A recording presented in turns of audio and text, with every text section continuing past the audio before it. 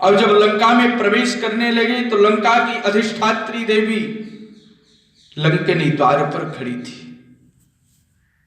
गर्ज उठी, कस्तम के निच कार्यण, कस्तम तुम कौन हो, कस्तम तुम कौन हो, केन कार्यण किस कारण से, हे वनालय तुम लंका में प्रवेश कर रहे हो। कस्तम केन च कार्येण इह प्राप्तो वनालयः, हे वन में रहने वाले, हे वानर किस रूप से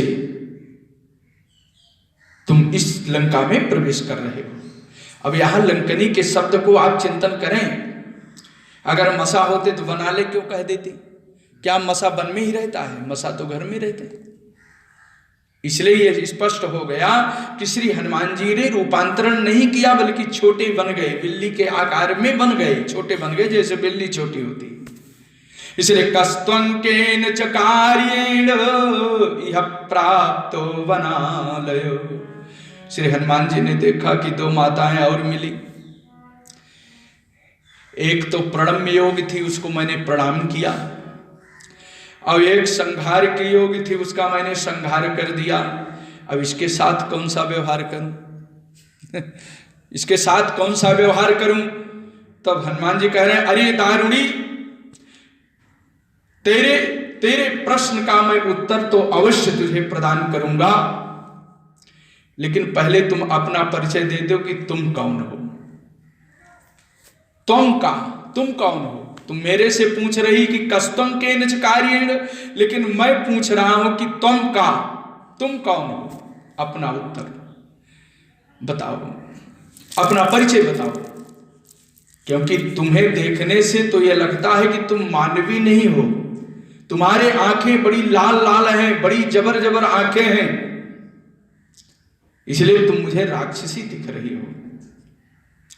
तुम्हारे आंखें बड़ी भयंकर है, और फिर नगर द्वार पर खड़ी होकर के आए हुए अतिथि का तुम स्वागत न करके उसको डांट रही हो।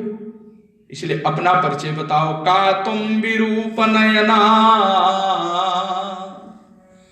का तुम विरूप नयना पुरद्वारे वतिष्ठसे, और किमर्थं चाभिमान क्रोधान निर्भर्त्स्यसि दारुणे। हे दारुणे, तुम मुझे डांट क्यों रही हो, अपना परिचय दो। श्री हनुमान जी के पूछने का मतलब है कि जब तक ये उत्तर देगी तब तक मैं अपने आप को साध लूंगा। साधने का कार्य क्या है, एक तो ये स्त्री है, स्त्री अवध्य होती है, दूसरे मैं जान रहा हूं कि यह लंका के पहरेदार है, रक्षक है, स्त्री है। अब इसको मैं मारूं अथवा इसको कोई उपदेश करूं अथवा स्त्री जान करके छोड़ दूं, ये तीनों विचार कर रहे हैं। ये जब तक मेरे प्रश्न का उत्तर देगी, जब तक सजग होगी, तब तक मैं विचार कर लूंगा, और जो दंड देना होगा, जो करना होगा मैं करूं। इसलिए हनुमान जी विचार कर रहे हैं, क्योंकि पूर्व में दो स्त्रियां मिल चुकी हैं, दो देवियां मिल चुकी हैं, सुरसा और सिंहिका। ये सुरसा के योग्य ये सुरसा की भाषा सम्मान की योग्य नहीं है, और सिंहिका की तरह ये वध की योग्य तो अवश्य है, लेकिन इसका वध कैसे किया जाए विचार कर रहे हैं। लेने के लिए पूछते हैं, इसीलिए पूछते हैं कि का तुम विरूप नयना पुरद्वारे वतिष्ठसे, तुम कौन हो। और किमर्थं चापिमां क्रोधान निर्भर्त्स्यसि दारुणे, तुम मुझे डांट क्यों रही हो। लंकिनी ने कहा कि हे वनालय, मैं राक्षस राज रावण की सेविका हूं, मैं उनके द्वारा नियुक्त हूं, और मुझे इस लंका की अधिष्ठात्री समझो, लंका की देवी समझो। मेरा नाम लंकनी है, मेरा नाम लंकनी। अहम ही नगरी लंका स्वयमेव प्लवंगमम, अहम ही नगरी लंका और स्वयमेव प्लवंगमम, और सर्वतः परिरक्षामि अतस्ते कथितम मया। मैं इस लंका की सर्वतः चारों तरफ से मैं रक्षा करती हूं। मैं अधिष्ठात्री देवी हूं, केवल मुझको पहरेदार ही मत समझो। मैंने अपना परिचय दे दिया। तब श्री हनुमान जी ने कहा कि हे देवी, हे लंका की अधिष्ठात्री देवी, मैं इस लंका के द्वार को देखना चाहता हूं, लंका के परकोटों को, महलों को, ऊंची ऊंची दीवारों को, स्वर्णमयी लंका की सौंदर्य का निरीक्षण करना चाहता हूं, यहां के उपवनों को देखना चाहता हूं, यहां के बाग बगीचों का निरीक्षण करना चाहता हूं। इसलिए मैं यहां पर आया हूं, तुम मुझे जाने दो। मेरी इच्छा है, मैं आपकी कोई हानि नहीं करूंगा, और लंका को देख करके मैं जैसे आया हूं ऐसे ही चला जाऊंगा। यह हनुमान जी ने कहा। यहां मैं अस्थायी रूप से रहने के लिए नहीं आया हूं, यहां मैं कोई घर मकान बनाने के लिए नहीं आया हूं। मैं यहां से जैसे आया हूं वैसे चला जाऊंगा। वानर शार्दुल श्री हनुमान जी ने जब इस प्रकार से अभिव्यक्ति की, अपने वचनों की इच्छा व्यक्त की, भयंकर गर्जना करती हुई लंकनी हनुमान जी को डांट लगाई। ततः कृत्वा महानादम और शावै लंका भयंकरम, शावै लंका भयंकरम, और तलेन वानर श्रेष्ठम ताड़यामास वेगिता। गर्जना ही नहीं किया, वो तो दौड़ पड़ी और हनुमान जी को एक तमाचा लगा दिया, एक झापड़ लगा दिया महाराज। हनुमान जी ने कहा नहीं, ये तो बहुत दुष्ट है, इसकी सेवा करने योग्य ये तो नहीं है, ये सेवा की पात्र नहीं है, ये सम्मान की पात्र नहीं है, इसको दंड देना चाहिए। ये सुरसा की तरह पूज्या भी नहीं है, ये सुरसा की तरह पूज्या नहीं है, ये देवियों की तरह सम्माननीय नहीं है, ये तो सिंहिका की तरह बध्या है, इसका वध ही उचित है। बस स्त्री समझ करके क्रोध तो किया हनुमान जी ने, लेकिन कृपा किया, क्रोध में कृपा, क्रोध किया। और प्रायः क्रोध में कृपा नहीं दिखाई पड़ती है। जब क्रोध होता है, विमूढ़ता आती है क्रोध में, तो अपना भी हित नहीं दिखाई पड़ता है, क्योंकि स्मृति विनष्ट हो जाती है। स्मृति के नष्ट होने से बुद्धि भी नष्ट हो जाती है, किं कर्तव्य विमूढ़ हो जाता है, कर्तव्य का विचार नहीं रह जाता है।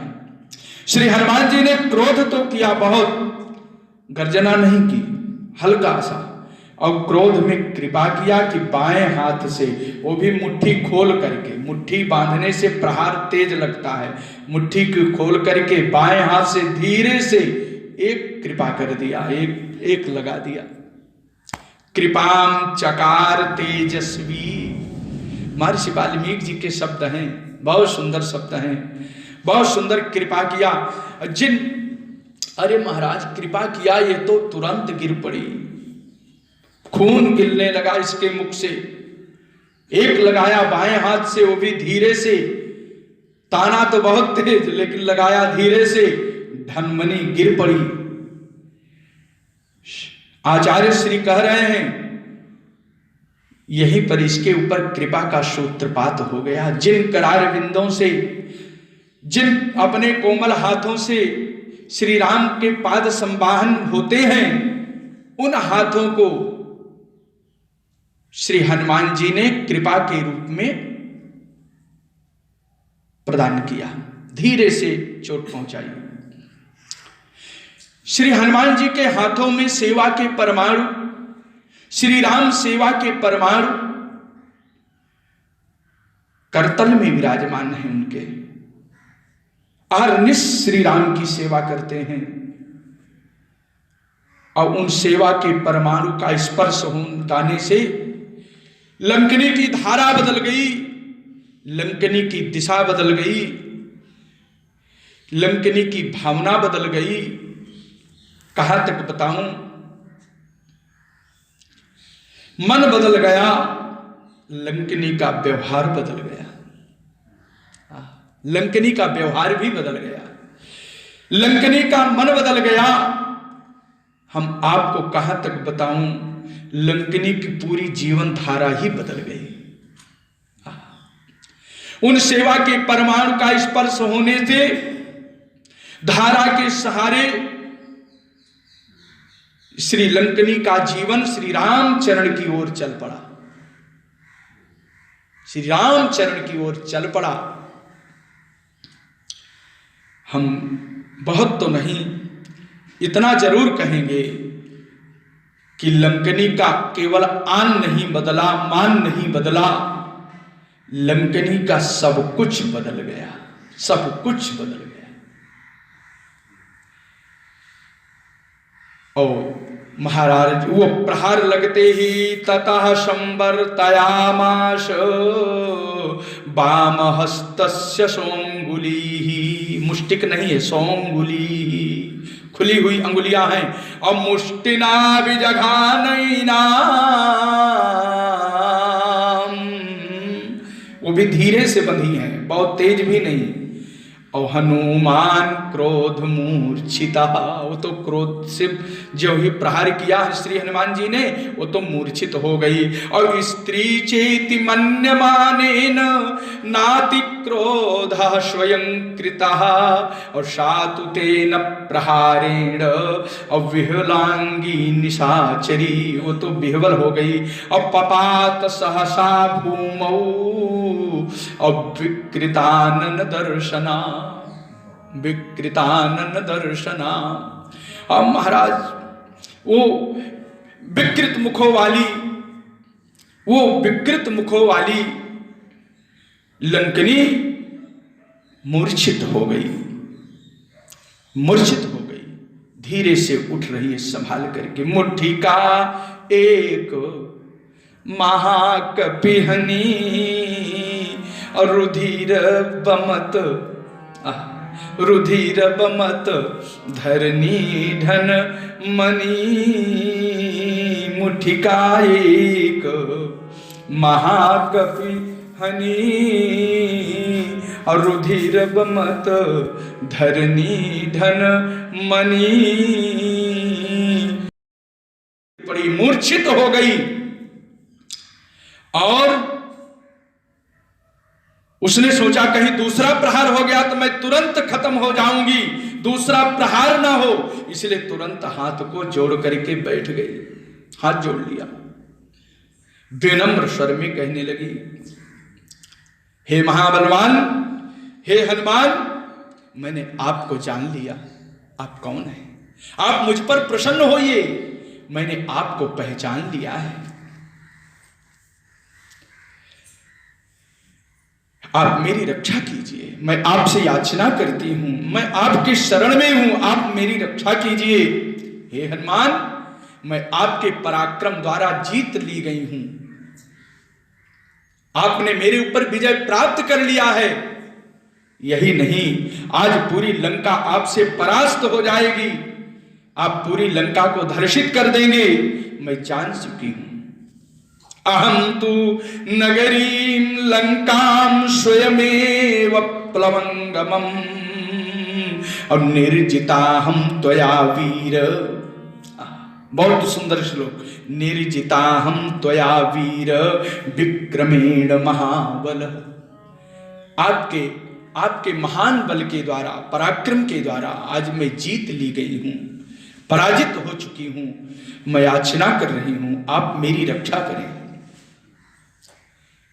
और इसके पहले क्या कहा था, इसके पहले कहा था, देखिए एक बात और है, लंकनी ने बहुत बढ़िया अपना परिचय दिया कि जब राम नहीं, आप देखें, जब राम नहीं ब्रह्मवर दीन्हा और चलत बिरंची कहा मही चिन्हा, मुझको एक पहचान दिया था, मुझको एक पहचान दिया था। क्या पहचान? विकल होश तय कपि के मारे, और तब जान सुनि सिचर संघारे। आज मैं जान गई कि निर्जिता हम त्वया वीर, विक्रमेण महाबल। इसलिए आप प्रविष्ट करो। ततः प्रविश्य हरिश्रेष्ठम पुरीम रावण पालिताम, यम रावण पालिताम लंका नगरी लंकापुरी प्रविश्य। आप लंकापुरी में प्रवेश करो। आपको कोई पराभूत नहीं कर सकता है, आप किसी के द्वारा परास्त नहीं हो सकते। प्रविश्य तथा तत्प्रविश्य हरिश्रेष्ठ पुरीम रावण पालिताम विधत्स्व, विधत्स्व। क्या करेंगे? सर्व कार्याणि यानि यानि हि वांछसि, यान यान इह लंकापुरी मध्ये वांछसि, जो तुम चाहोगे, जो तुम्हारी इच्छा हो है। सर्वार कार्याणि विधत्स्व, उन सभी कार्यों को तुम यत्न पूर्वक करो, मेरा आदेश है। क्योंकि तुम्हें कोई धर्षित नहीं कर सकता है, तुम्हें कोई पराभूत नहीं कर सकता है। दे दिया। हमारे गोस्वामी जी लिख रहे हैं कि प्रवेश नगर की जय सब काजा, हृदय राखी कौशलपुर राजा। आप जाओ, आपका कल्याण होगा। श्री हनुमान जी सोच रहे हैं, अभी तो बहुत तेज मुझे डांट रही थी कि कष्टं केन च कार्येण, और यह प्राप्तो बनालय, मेरा परिचय पूछ रही थी। और दूसरी बात यह है कि लंकनी ने महानाद करके ततः कृत्वा महानादम सवै लंका भयंकरम तलेन वानर श्रेष्ठम ताडयामास वेगितः, ताडयामास वेगिता। ये बड़े तेज से प्रहार किया। आज क्या बात है? भाव ये है कि इसको श्री हनुमान जी का सत्संग प्राप्त हो गया। देखो, जल की एक ही बूंद है, जब वो कमल के पत्ते पर जल की बूंद पड़ती है तो सुंदर चमकती है। जब कमल की बूंदे, सीताराम, जल की बूंदे कमल पंखुड़ियों पर पड़ती है तो चमचम चमचम चमकती है। जब वही जल की बूंदे जल में पड़ती है तो जल रूप हो जाती है। आप नहीं कह सकते हैं कि कौन सी बूंद थी या कौन सी बूंद मैंने डाला। वो कौन सी बूंद है जिस बूंद को मैंने देखा था, क्योंकि वो तो जल रूप हो गई। लेकिन वही जल की बूंद जब गर्म तावे पर पड़ती है तो जल जाती है। केवल सत्संग की बात है, संसर्ग की बात है। हम वही हैं, हम बनते भी हैं और बिगड़ते भी हैं, हमारा जैसा संसर्ग होता है। अच्छा सत्संग मिलते, अच्छे लोग मिलते हैं तो अच्छी दृष्टि बनती है, खराब मिलते हैं तो दृष्टि खराब हो जाती है। हम वही। इसलिए सत्संग का फल है कि जन फल पेखिए तत्काला, का कहो ही पिक बक मराला। वो जो कवि जैसी बाणी थी, जानस नहीं मरम सठ मोरा, मोर आहार जहां लगी चोरा। ये कवि जैसी वाणी है। और सेवा के परमाण, जब सेवा के हनुमान के कर कमलों में जो सेवा के परमाणु विद्यमान है, जब उन परमाणुओं का मुष्टिका के माध्यम से प्रहार हुआ, संसर्ग हुआ, तो लंकनी की धारा बदल गई, विचार धारा बदल गई, सभी दिशाएं बदल गई, उसकी तो जीवन धारा ही बदल गई। और कौवे जैसी वाणी हंस के स्वर में परिणित हो गई। क्यों? क्योंकि जन फल पेखिए तत्काला, का कहो ही पिक बक मराला। कह रही है कि मेरा आहार चोरों को मैं खाती हूं, और वह भी कह रही कि प्रविश नगर की जय सब काजा, और हृदय राखी कौशलपुर राजा। आप नगरी में प्रवेश करो। तो कहा महाराज मुझे बड़ा आश्चर्य हो रहा है, ऐसा लोग कहेंगे भी संभवतः या सोचेंगे। तो गोस्वामी जी लिख रहे कि सुनी आचर्य करे जन कोई, और सत्संगति महिमा नहीं गोई। इसकी इतनी अपार महिमा है कि इसको कोई कह नहीं सकता है। श्रीमान जड़भरत जी राजा रघुगढ़ से कहते हैं भागवत में, रघुगढ़ तपसा नयाति नचे जया निर्वपणात् गृहादवा। वन में केवल कुटी बनाने से भी भगवान नहीं मिलते हैं, बहुत बड़ी तपस्या से भी, साधना से भी भगवान नहीं मिलते हैं। अपने पुरुषार्थ से चाहो भगवान को प्राप्त कर ले तो भगवान आपके पुरुषार्थ से भी नहीं मिलेंगे, वो तो मिलेंगे संत कृपा रूपी पुरुषार्थ से।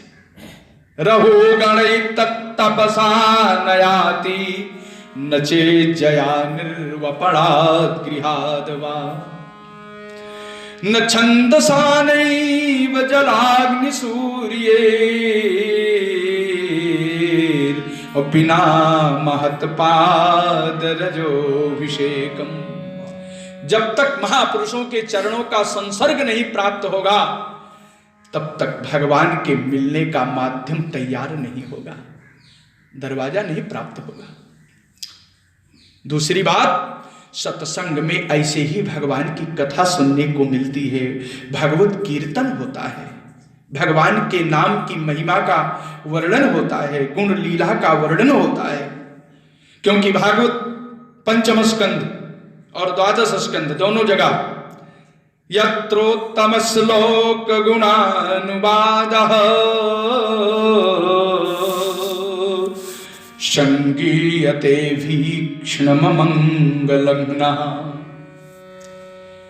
भगवान के उत्तमोत्तम नाम कीर्तन कथा का श्रवण करने मात्र से क्या होता है कि यत्रोत्तम श्लोक गुणानुवादः अप्रस्तूयते ग्राम्य कथा विघातः। उस कथा के माध्यम से, सत्संग के माध्यम से, संत समागम के माध्यम से ग्राम्य कथा विघाता, जो विषय वासना रूप वार्ता है, ग्राम्य कथा है, जो वासनाओं का भंडार है, चरित्र है, सब कुछ नष्ट हो जाता है। और वासना के नष्ट होने से पुण्य का उदय हो जाता है, और वह पुण्य निसेव्यमाणो निदिनम मुमुक्षो। जिस मोक्ष लोग, जिसको निसेव्यमाणम अहर्निश, जिस साधन को प्राप्त करने की चेष्टा करते रहते हैं, किंबहुना अहर्निश, जिस साधन को प्राप्त करके भगवान को स्मरण करते रहते हैं, उस साधन की प्राप्ति हो जाती है। निसेव्यमाणो निदिनम मुमुक्षो हो, उसी की सेवा करने लगते हैं। इसलिए महाराज ये सत्संग, और सत्संग की महिमा तो जाड्यम धियो हरति सिंचति वाच सत्यम भरति हरि। अब देखें सुभाषित श्लोक कि जाड्यम धियो हरति, बुद्धि की जड़ता को यदि कोई हरण करता है तो संत समागम ही हरण करता है। सिंचति वाच सत्यम, हमारी आव की वाणी को सत्यता के माध्यम से, सत्य रूप भगवान महिमा के माध्यम से, कथा के माध्यम से पवित्र करती है। यह सत्संग की महिमा है। इसलिए हमारे श्रीमद् भागवत एकादश स्कंध में पिंगला वैश्या ने कहा है कि संतम समीपे रमणम रतिप्रदम गीत है पिंगला वैश्या का। संतम समीपे रमणं रतिप्रदम कथम भूतम वित्तप्रदम वित्तप्रदम नित्यमिमं विहाय वित्तप्रदम नित्यमिमं विहाय। इदम नित्य प्रतिदिन उपभोग की समस्त सामग्रियों को छोड़ने का प्रयास करते हुए संतम समीपे रमणं रतिप्रदम, हमको संतों की समीपता प्राप्त हो, संतों के चरणों में अनुराग प्राप्त हो, यही भगवान से याचना करती है, यही भगवान से याचना।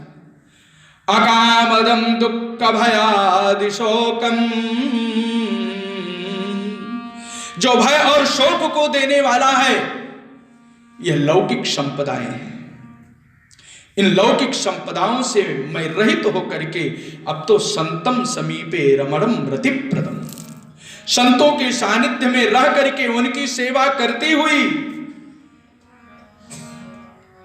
और उनका शीत प्रसादी ग्रहण करती हुई रमणं रतिप्रदम, भगवान राघव में हम रमण करना चाहते हैं, यही उसकी प्रतिज्ञा है। तो ये महाराज सत्संग की महिमा है। तो यहां पर जो है तत प्रविश्य हरिश्रेष्ठम अपुरीं रावण पालितां अविधत्स्व सर्वाणि कार्याणि यानि यानि हि वांछसि। जो तुम चाहते हो उन समस्त चरित्रों को आप करो, समस्त कार्यों को करो, आपको कोई रोकने वाला नहीं मिलेगा।